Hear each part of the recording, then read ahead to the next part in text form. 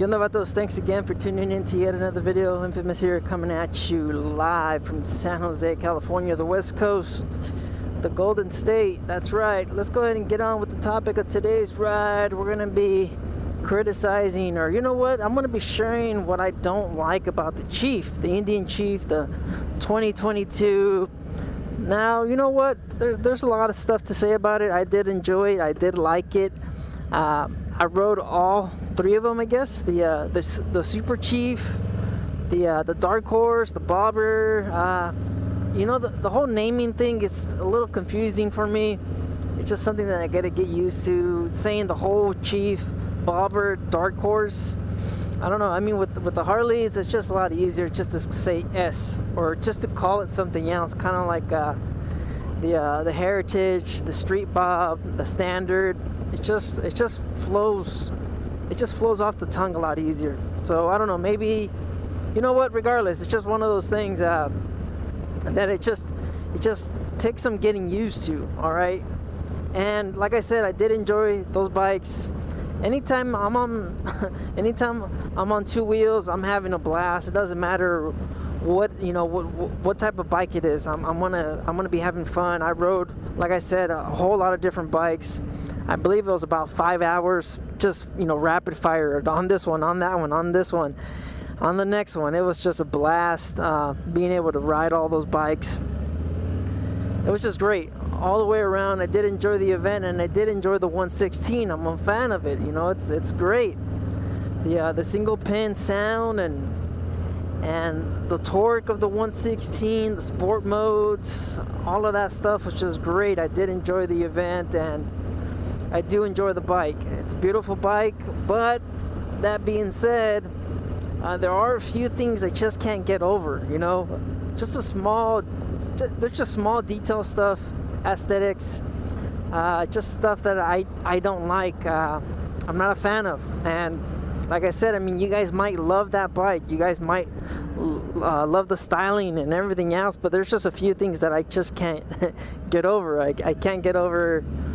And one of those things I'd probably say is the Thunder Stroke, the overall look of the engine. I'm just not a fan of the way it looks.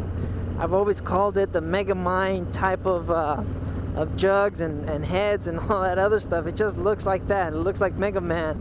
Sorry, it looks like Megamind. Just a big old dome. Are there boobs on my head? Yeah, big ones. I'm not a fan of that, but I do like that they're giving you all that engine. They're giving you all of that engine. They're bored out, not like the Harley-Davidsons where they have a lot of potential, stroke and bore, when you go up to one of those bigger kits, the 131, stuff like that. But I do like that they're giving you a lot with that 116. I don't think they could go any bigger than that. I don't know. As of making this video, I don't think there's a displacement bigger than a 116. So I like that. Indian is giving you pretty much everything that they got, and the stage 2 is just that. It's just a cam and a little bit more power. But you know what? That's sufficient for me. You guys know I have a stage 1 on this bike, and I'm happy with it. But let me tell you, it was a blast feeling that extra responsiveness of the throttle and that little bit of extra torque. It was it was something else. It did have me excited, and I can feel it all the way down in my plums, getting all swollen. It was fun. It was fun for sure. But on to the next thing that I just can't get over. And like I said, this is just visually. Everybody's gonna have their own different opinions.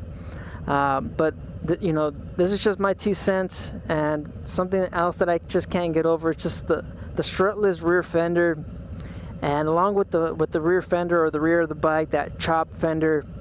I'm just not a fan of it. I was looking at a lot of different bikes, and just style wise, I like my longer fenders, kind of like on the lowrider on this bike. I just prefer a longer traditional classic fender. That's just me. And I also prefer the struts. I don't know, it's just something about the lines when it comes to it. I just like them. I like being able to see those lines on the bike. I'm a fan, and when you look at the Chief, they just have the bolts. I don't know, it looks weird, it looks odd, it looks like it's missing something. So that's just me. I'm just a fan of the traditional look of a cruiser. I do like seeing my struts. I just like them. All right, it's just me. And like I said, the whole rear fender thing, I like a full fender. Depending on the style, you know, the bobber, I guess it does fit that bike a little bit more. But you know, you just can't go wrong with the full fender. It's just me. There's a lot of people out there that don't like a full fender. So you know what? I'm not gonna get into it. All right, I already said my my part. So anyways, that's the visuals. On to the next thing that I probably won't be using much, or I probably don't have need for when it comes to the Chief. Something that was one of the key features. It was that infotainment system, the Speedo technology touchscreen stuff. I don't see myself using that too much, or you know what? I don't see myself riding around and wanting that. Sorry, that might be an expensive item on that bike, but overall, I just don't see myself wanting or needing something like that, especially when I ride with my phone on my handlebars. And this RAM mount, it's only what maybe $30, $40. So I just don't see much of a need for a infotainment system. That's also on the 1250 Sportster S, but you know what? I'm not going to get into that right now. I guess it's kind of like one of those things about some riders. They don't feel like they need ABS, and then the ABS comes standard, and that's like a $795 option on some of the other models.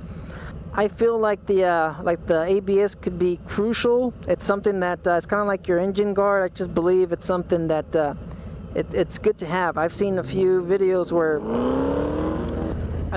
different videos where the rider assist can come in clutch. So I mean, that's just me. There's a lot of riders out there that they wish that they could disable the ABS, but yes, I mean, I understand it, and I guess that's where I see, or that's where I can relate to not needing that. Like I said, the infotainment system is something that I probably wouldn't want, or I mean, it's just something that I don't need. And I mean, that might be different to a different rider, but I know in the Facebook group, the iPhones have been having complete garbage on the handlebars. They just seem to last about 100 miles, and I mean, I see this a lot in the Facebook group. A lot of people mention that their image stability on their iPhones has just gone to crap.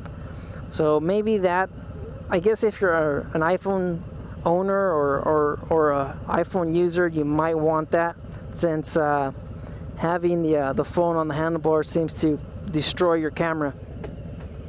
So I guess for those folks, it's something that you might want, but as far as myself, I don't need that infotainment system. And it's nice seeing the technology, but I'm pretty sure they could still, like I said, I'm pretty sure they could still figure something out with the buttons. Sport mode, standard mode, rain mode. You can have like one of these indicators, like on your neutral light, turn on blue, red, or green, or whatever, or maybe even yellow or something, to kind of indicate what riding mode you're in. I think if I remember right, you were able to switch your modes on the Pan America. So you know, just a switch up here, stuff like that. Something just to kind of have like a little LED indicator, just to let you know what riding mode you're in. Anyways, not to get off the topic too much, sorry, I'm rambling. I do like to talk. So something else, I had it in my head too. Give me a minute. A few moments later. I remember now, sorry. It was something that I saw in the comments. Somebody was complaining about when I was praising the Chief so much.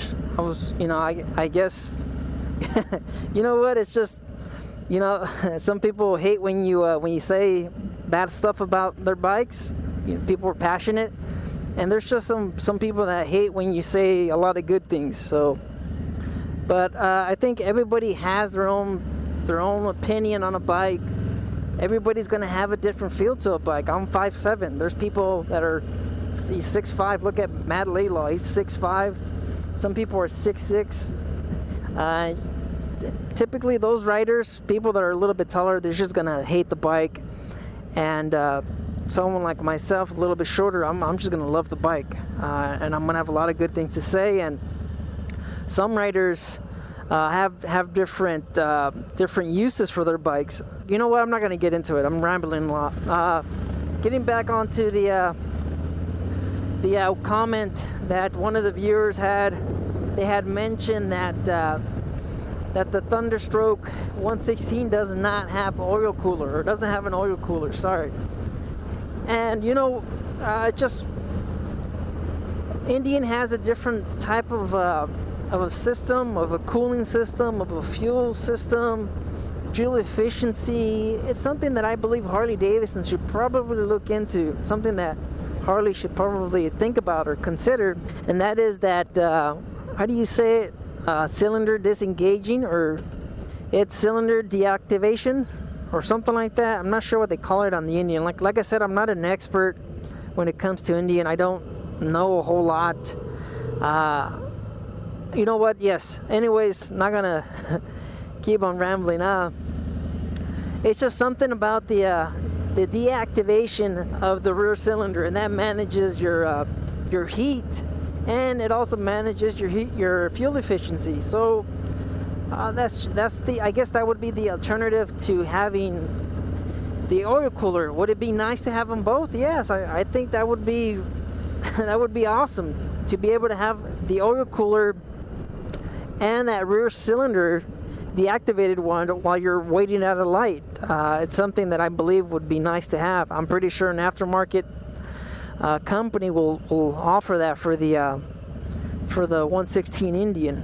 So the aftermarket can do that, but as far as the aftermarket being able to deactivate your cylinder, that's just not possible. Only the manufacturers will be able to do that. So, and it doesn't deactivate anything else, like your pump or your oil or whatever. Not to get too detailed about it, but it's nice to kind of see that type of technology coming over from the automotive.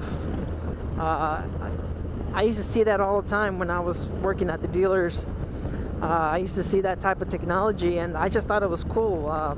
Mainly on the 8 cylinders, you would have 4 of them deactivated, and you would run a V4, and you're just more fuel efficient. And same thing with just different types of automobiles. And typically, or recently, you had that auto off and an auto on, where the vehicle shuts off and then turns back on, depending on the brake pedal. But you know what? Like I said, I'm rambling a lot. Yes, they have their own type of cooling, which is nice. And I think that viewer probably didn't know that Indian had that on those bikes. I don't know if they have it on the Chief, but I do know that they have it on the Chieftain, because I saw the little logo on the Speedo or on the Infotainment System. I believe they have it on the Chief. I think they have it on the Chief. It's a 116, the Dark Horse. I'm pretty sure they do, but like I said, I don't know. But as far as the Chieftain, it did have it. It's a little symbol of the V-twin with the left side of the left cylinder, the left jug. It just had an X on it, so it's just nice to know that it's working. So as far as the heat and everything else, I'm not sure if it worked. It was hot that day. It was triple digits. So, but you know what? I'm pretty sure it did help, because I had my. You know what? That's it. Is there anything else? I don't know. You guys share your thoughts down below in the comments. Let me know what you guys think about the Chief. It's a good looking bike. It feels great. It's agile. I believe it's a little bit shorter than my Lowrider S. Just different. It's a different bike. It's got a similar sound to it. I just wish, like I said, they had some aftermarket, or probably a stage 1 or stage 2 available that day, kind of like what Harley did on the Pan America event they offered Screaming Eagle exhaust on some of the different models, and you were able to pick your bike. So it was great. And I think the only one that had pipes was the Challenger, which sounded amazing. It did sound good. It had that nice roar, that nice rumble to it. It didn't really sound like a single pin, but it's just different. It idles at a higher RPM, so you can't really hear the lower. You guys already know. You guys just stay out there, stay safe. Don't believe everything you read. Life's a risk. Get out there and ride. Later.